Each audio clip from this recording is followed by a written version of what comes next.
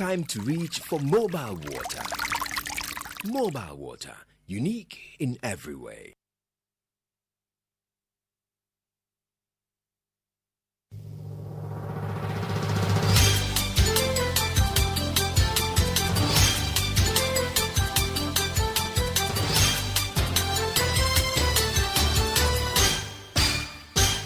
Hello, good afternoon. Welcome to the Midday News. The Midday News is live on Joy 99.7 FM on Hits 103.9 FM here in Accra. In Kumasi, we are on Love 99.5 FM and all affiliates across the country. We are also live on X Spaces on YouTube and on Facebook. The Midday News is supported by Petrosol Platinum Energy, energizing dreams. Coming up. When you are talking of gender activism in Ghana, if you pencil her as number one, she will come number two. She stood for women and stood for the sincerity of our democracy. May the Almighty God grant her peaceful resting disposal. Chief of Staff leads government delegation to the home of the Rawlings as the country begins 3 days of national mourning of former First Lady Nana Konadu Rawlings, who passed away yesterday. She's the one who built the market for us. As for some of us, we don't have a place to sell.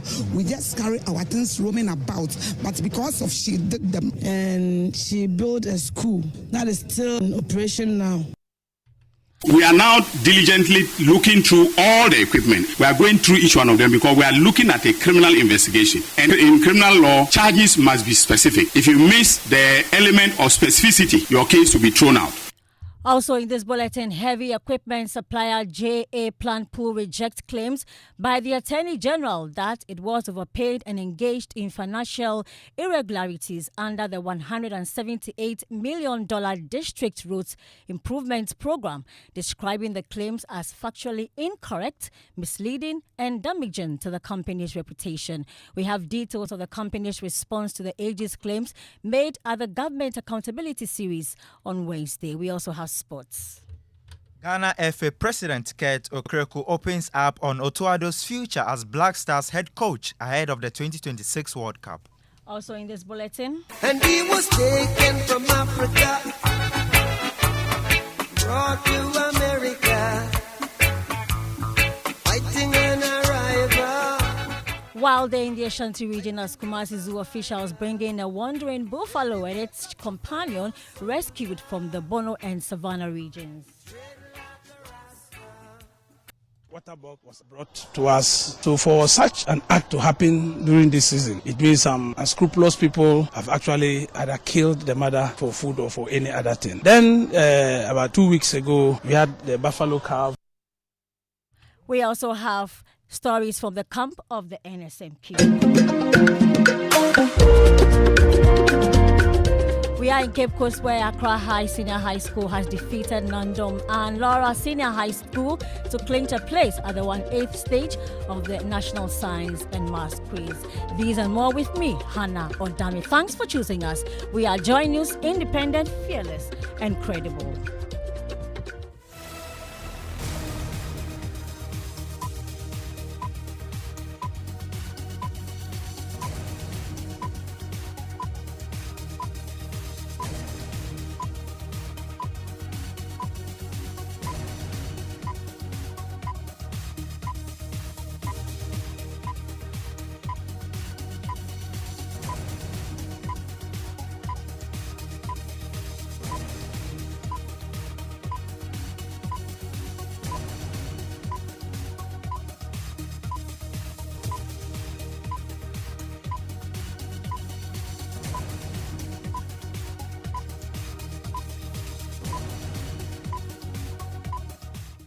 In our first story, the nation is in mourning for the next 3 days, as directed by government, in honor of the former First Lady Nana Konadu Rawlings, who died on Thursday at age 76. A government statement which announced this also directed all national flags to be flown at half-mast at public institutions, diplomatic missions, and government facilities both in Ghana and abroad. Nana Konadu Rawlings' life was a testament of an unyielding belief in the political and economic potential of Ghanaian women, and also leaves behind a nation deeply marked by her tireless activism and the legacy of empowerment that she gifted to millions of women across Ghana and the African continent. There's more of her legacy captured in this report.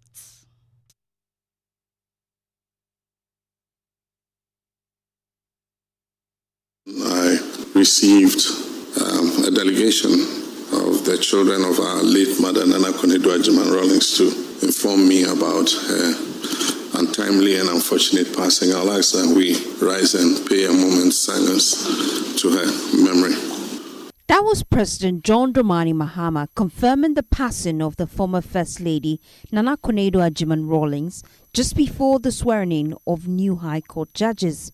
May the Almighty God grant her peaceful rest in His bosom. Thank you. Amen. Ohinba Kwesi Abaye, Otumfor's Achiamehene, speaking for the Rawlings family, requested privacy as they mourn their loss. At this stage, the family is obviously in mourning, and will crave your indulgence to give us some privacy. From the political front, her death came as a shock. Rashid Tanko Computer, Deputy National Director of Elections and IT for the NDC, shared his condolences. When you are talking of gender activism in Ghana, if you won't pencil her as number one, she will come number two. I mean, that one, nobody can take it away from her. That is a big void that is, I think it will take us time to fill as a country. NPP's Deputy General Secretary Haruna Mohammed described her as a woman who showed the way in Ghana's political journey. We have lost a big Iroquois in Ghana. You heard the report capturing some of the tributes that poured in when the death of her death was announced. Let's now go back and listen to this report capturing the legacy of the former First Lady. Nana Konadu Rawlings was not just popular politically, but also played a key role in empowering communities through her 31st December Women's Movement. Millions of people, particularly women and local communities, have over the years benefited from her many initiatives, including schools, markets, clinics, and the empowerment of women through entrepreneurial training. Through the movement, Nana Konadu built and rehabilitated more than 80 markets, 870 preschools, and several health facilities across the country. The 31st December Women's Movement had a membership of approximately 2.5 million women across the country, many of whom underwent training and empowerment programs, including agro-processing and food preservation, dressmaking, bakery, hairdressing, poultry, literacy initiatives, among others. For the women at the 31st December Makola Market, this legacy will reign forever given its impact on their lives. She has done so much for us. In fact, she established this market and she built a school that is still in operation now. We also have a clinic that is also in operation. So she has done a lot for us. She is the one who helped us to build the market for us. As for some of us, we don't have a place to sell. We just carry our things roaming about. But because of she made the market, we get some place to sell and get rest. Indeed, this woman is a very great woman. She has done a lot for us. As my sisters were saying, both the school and the market for us. Thousands of people here, we feed here. So all we can say is, may his soul rest in peace. The former First Lady was often referred to as Iron Lady due to her activism in the 1980s and 1990s. She was also the first woman to run for president in Ghana, one of many achievements that set her apart from the rest, of which some have described as an uncompromising force, a dedicated women's rights advocate, and a trailblazer who repeatedly challenged the political status quo.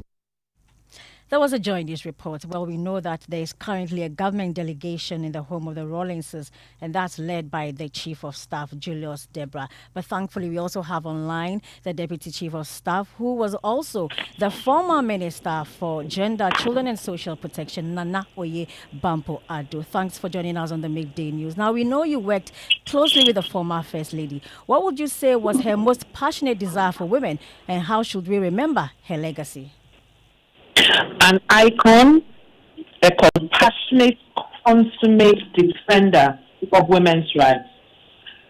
She, throughout her life, sacrificed herself, her life, to ensuring that women were empowered politically, economically, socially.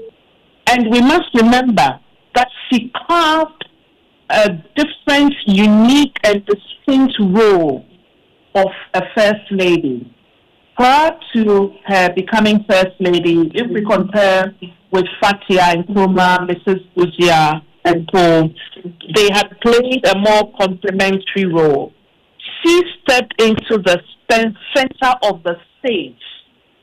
And throughout Africa, you can compare to Winnie Mandela in terms of the role she also played.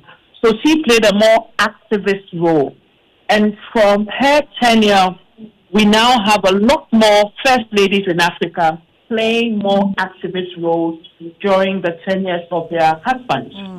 She also created a women's movement, even comparable to those in Africa, paralleled with what Kwame Nkrumah did with market women before we attained independence, through the formation of the 31st December Women, and also played a strategic role in the formation of the NDC as a political party, and in ensuring that NDC had a strong women's wing as it transitioned from PNDC during military rule to NDC as a democratic party.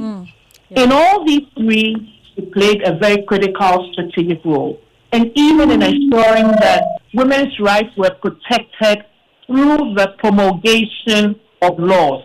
And one particular significant law is the Interstate Succession Law, PNDC Law 111, which she led to promulgate, where women's rights, when their husbands or partners died, and that of children, were preserved through promulgation of PNDC law. So you cannot write the history of Ghana in terms of political activism, creation of political parties, in terms of the role of First Ladies, even in Africa, and then in terms of women's movements, without mentioning Nana Konadu Rawlings. This is her distinct legacy. Well, we know that there's also a government delegation in the home of the Rawlingses. What more can you tell us about that? Well, we are now in the phase of planning. 3 days of mourning have been announced. Flags are flying at half-mast. And I'm sure in the ensuing days, we will get more information on her burial and other arrangements by government of Ghana. So the whole of Ghana stands with the children and family of Nana Konadu Rawlings.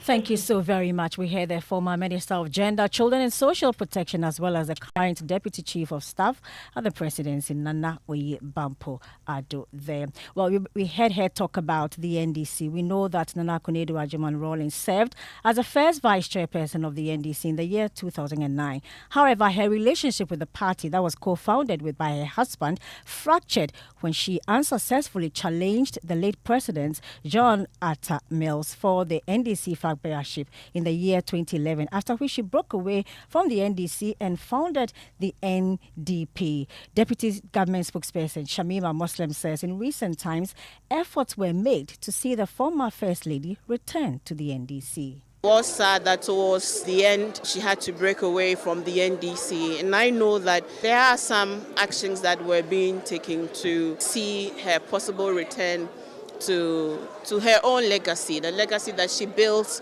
with her husband, because she was a bedrock to the former Flight Lieutenant Jerry John Rawlings, but her legacy will live on because we can't talk about anything of women empowerment in Ghana without mentioning Nana Konadu Agyeman Rawlings. And how can we not remember how she had a signature head wrap that's the Africa fashion sense? Shamima Muslim says that she fell in love with the head wraps because of her. Listen. I always told her that she was the reason why I love to scarf my hair. And she was like, but she didn't used to wear veil. I said I only added the veil later on. But that is the kind of inspiration she was. Shamima Muslim there. Let's move to other stories. Heavy equipment supplier JA Plant Pool has rejected claims by the Attorney General's Department that it was overpaid and engaged in financial irregularities under the $180 million District Roads Improvement Program, DRIP. Speaking at the Government Accountability Series on Wednesday, the Attorney General, Dr. Dominic Ayine, accused the company of engaging in financial irregularities, tax evasion and over-invoicing of the DRIP equipment. But in a statement this morning, JA Plant Pool says it finds the said disclosure unfortunate as it presents a partial narrative of the issues and also risk tarnishing the company's hard-earned reputation that's been built over years of diligent service to the government. So what are the specifics of JA Plant Pool's response to the AG? In the studio with me is joint news editor Fred Smith to help us out. First is the allegation that JA Plant Pool was overpaid by $2 million in the DRIP contracts. JA Plant Pool was overpaid by $2 million. The contract sum was $176 million United States of American dollars. On the face of the contract, that is the sum that was stated. When we examined the invoices of payments, it was $178 million that was paid. So right away, there was a difference of $2 million. So we asked that $2 million be paid back by JA Plant Pool. What's the response, Fred? Well, JA Plant Pool says by a contract signed on 12 February 2024, the government of Ghana agreed with JA Plant Pool to supply 2,420 units of earth-moving equipment to all district assemblies at a total cost of $178.7 million as stated in both the contract and the Public Procurement Authority's approval. It says it is therefore inaccurate to claim the contract sum was $176 million. The difference, JA Plant Pool explains, arose from a clerical error in the PPA's approval letter concerning one line item, which JA Plant Pool promptly reported for correction. In the light of these, the company says any perceived $2 million excess did not result from overpayment, but from this administrative error, and all transactions were conducted through lawful government channels. The official and binding contract, it says, it remains $178.7 million and not $176 million, and that no overpayment occurred. So the next is the alleged tax evasion of $38.7 million by JA Plant Pool.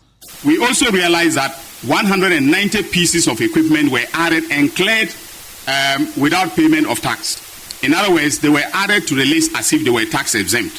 I asked the investigators to go back, look at the HS code, and for those of you, HS code is a harmonized code that the customs officers use to determine the classification and taxes applicable to goods.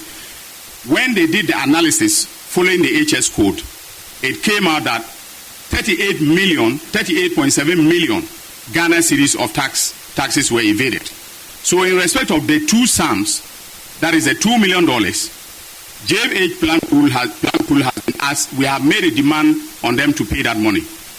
Then when it comes to the taxes, we have asked GRA, because under the tax laws, it is GRA that can make a demand for the payment of the taxes. So we've asked that GRA should make a demand for the 38.7 million.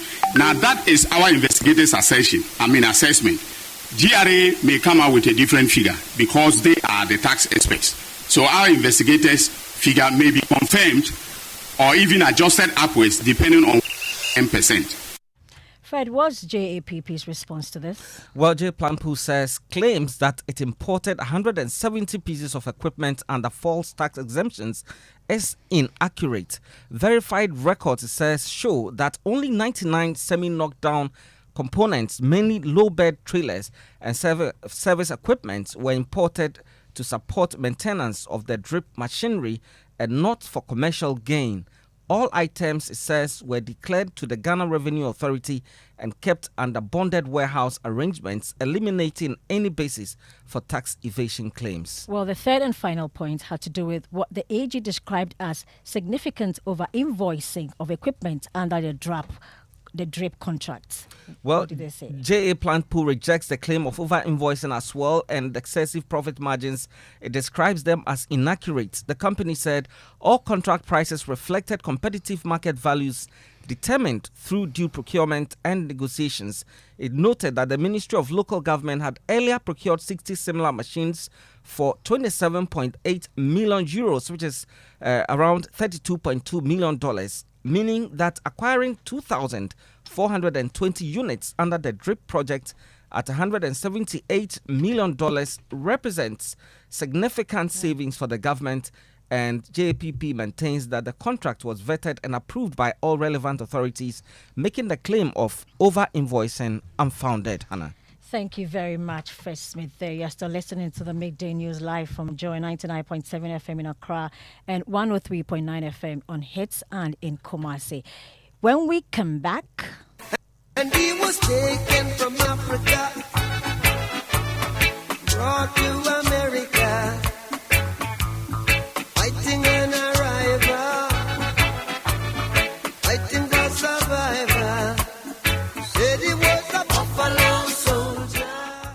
you can describe it as a wild day in the Ashanti region as Kumasi Zoo officials bringing a wandering buffalo and its companion that was rescued from the Bono and Savannah regions. Waterbug was brought to us. So for such an act to happen during this season, it means some unscrupulous people have actually either killed the mother for food or for any other thing. Then about 2 weeks ago, we had the buffalo calf.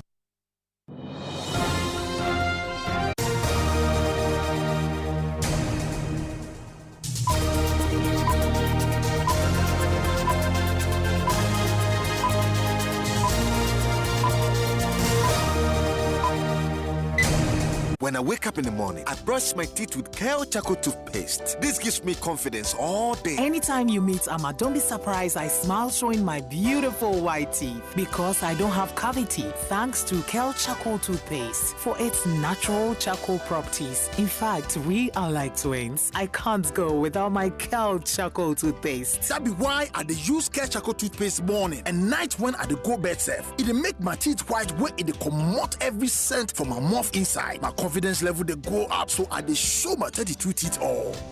Introducing the Kale Charcoal toothpaste, formulated with activated bamboo charcoal powder, ensures whiter teeth and removes bad breath. The strong natural property of the activated bamboo charcoal removes bacteria, absorbs surface stains on our teeth caused by coffee, wines, and tobacco. Welcome, Kale Charcoal toothpaste. Kale Charcoal toothpaste, Sankofa Yenchi. Kale, happy smile. This advert is FDA approved.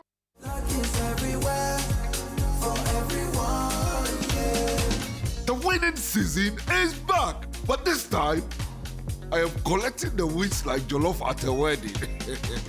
The luckiest season 3 is here. Your chance to flip your luck or maybe your bank account too. 2 easy ways to join. Dial *712#. Hit 1 to buy for you or 2 to gift a friend. Feeling lucky? Pick 1 for a random number or hit 2 to choose your own. Pay with mobile money. Done. You're in. Or go to theluckiestafrica.com, click community tickets, choose your number or let the system do so for you. You can buy a ticket for your boo or your favorite barber. Pay with Momo or card if you're abroad. 1 ticket could turn your 1 Ghana cedi into 500 times more. And the whole community could win 10 times over. Dial *712# or log on. Let's get lucky together because luck is everywhere. October welcomes you to the EcoBank Only News. Joy 99.7 FM. You're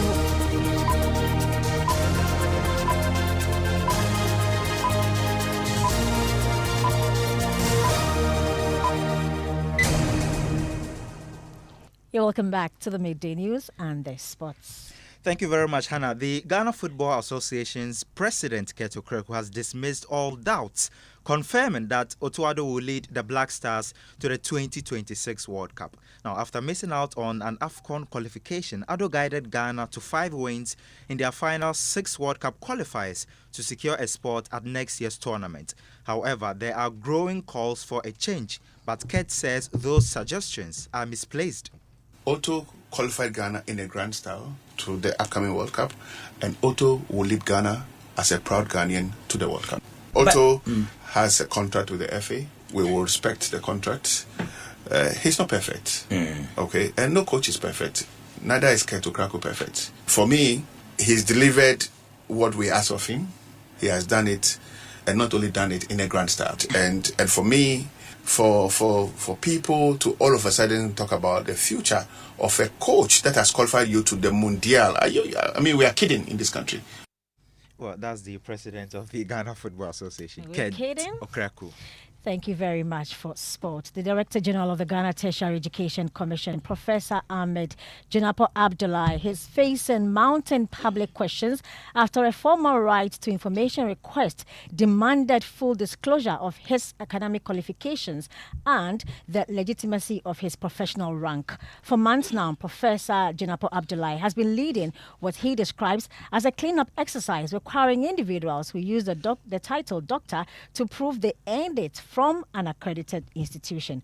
But now a citizen is asking him to apply the same level of transparency to himself. A letter addressed to the chairman of the DTech Governing Council and copied to the Education Minister and other key officials is requesting proof of the Director General's highest academic degree and the basis for his professional appointment. My colleague Noella Yali has been reviewing the details and joins me in the studio. What exactly is the letter asking for? Well, Hannah, the request submitted under the Right to Information Act by one Kwame Simpe Ofori is seeking 5 key pieces of evidence regarding Professor Jinapo Abdullahi. First, his terminal academic degree, the specific type such as PhD or EDD, and the institution that awarded it. Second, the publications he presented when he was promoted to associate professor. Third, clarification on whether he attained the rank of professor while he was at the University of Education in Winneba or after he was seconded to GTech. Fourth, all official document on file at GTech confirming these academic credentials and promotions. And finally, the requester argues that a search of recognized academic databases shows no peer-reviewed research output linked to the GTech Director General and says clearing the air is essential to protecting the integrity of Ghana's tertiary education sector. Thank you very much for those details, Noella. Let's go to the Ashanti region. It was a wild day there as officials of the Kumasi Zoo safely brought in a wandering buffalo and its companion, a waterbuck, rescued from the Bono and Savannah regions. The 2 animals, believed to have strayed from their natural habitat, were captured after residents in the affected communities raised alarm over their presence. Zoo authorities say the rescue was part of a broader effort to protect both animals and the public from potential harm. Emmanuel Bright Kweku was at the zoo to see the animals who are now in a haven. The Kumasi Zoo is home to some of Ghana's wildlife. From mammals to reptiles, the zoo harbors some of the country's venomous and friendly animals.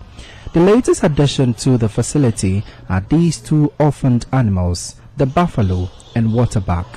Brought in from miles up Ghana's middle and northern belts, the animals, now called Philip and Larabanga, were rescued by some environmentally conscious persons. Dr. Miyer Ziaka is the manager of the Kumasi Zoo. The waterbuck was actually brought to us from the Dija National Park area. It was also orphaned and rescued by some good citizens who took care of it and finally brought it to us.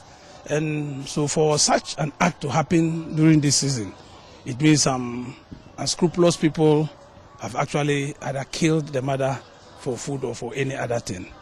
Then about 2 weeks ago, we had the buffalo calf that we call Larbanga. That was also brought to us from officers of the Mole National Park. The two animals are now kept in a safe haven, receiving care and protection. They make new friends here. The zoo is doing well in taking care of them. You can see these are calves that were being nursed by their mothers, and the mothers have been killed. We have to feed them. Feeding them is actually not easy. It's taking a toll on us.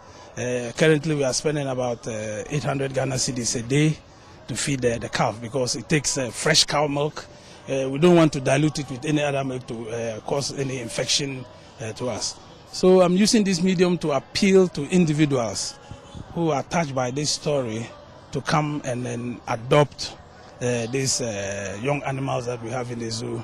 The Forestry Commission officially declared the 2025 close season for wildlife effective August 1 to December 1, with a total ban on hunting, capturing or trading of wild animals across the country. And he was taken from Africa, brought to America. That report from Kumasi there. And on NSMQ, we go to Cape Coast, where we know that the Accra Senior High School has defeated Nandom and Laura Senior High School to clinch a place at the 1/8 stage of the National Science and Maths Quiz. And after the news, we'll take you back to the Accra International Conference Center, where the EcoBank Joy News Habitat Fair Day 2 is ongoing. Do well to pass by. Thanks for choosing us. We are Joy News, independent, fearless, and credible. Log on to myjoyonline.com for more news. Pastor Mensa Otabel comes up next